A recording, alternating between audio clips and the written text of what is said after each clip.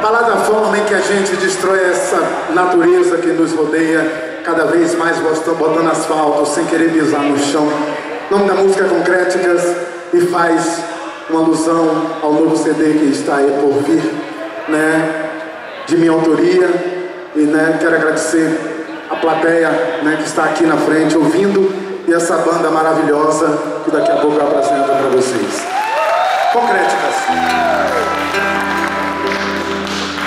Nesse chão de verniz, onde eu não posso tocar meus pés no chão. Nesse chão de verniz, eu não posso pisar. Essas torres concréticas monumentais só não purificam o ar. Eu me sinto como esse chão que lacrado não pode respirar. Essas torres concréticas monumentais só não purificam o ar. E eu me sinto como esse chão que lacrado não pode respirar.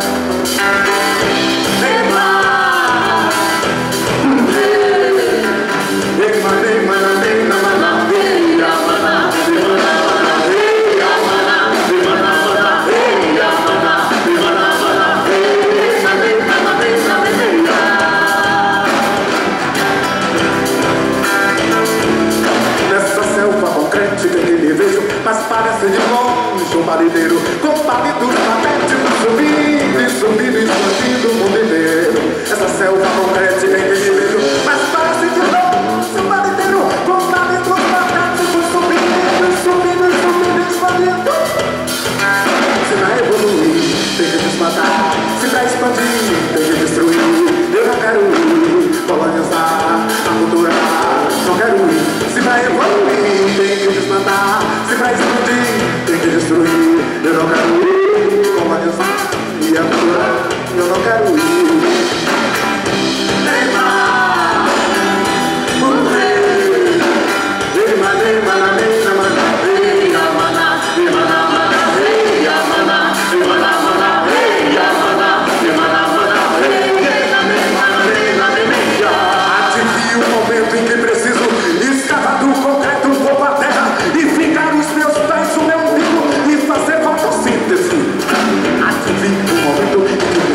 Escapar do concreto, um pouco a terra, e ficar os meus pés no meu bico e fazer fotossíntese.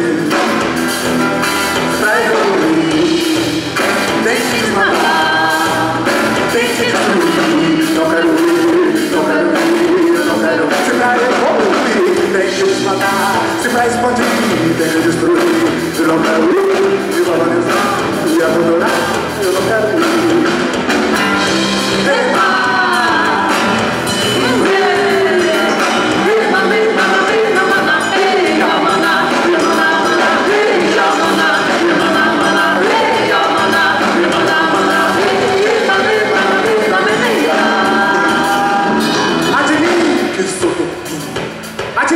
Sou Guarani, a de mim que estava aqui antes de ti.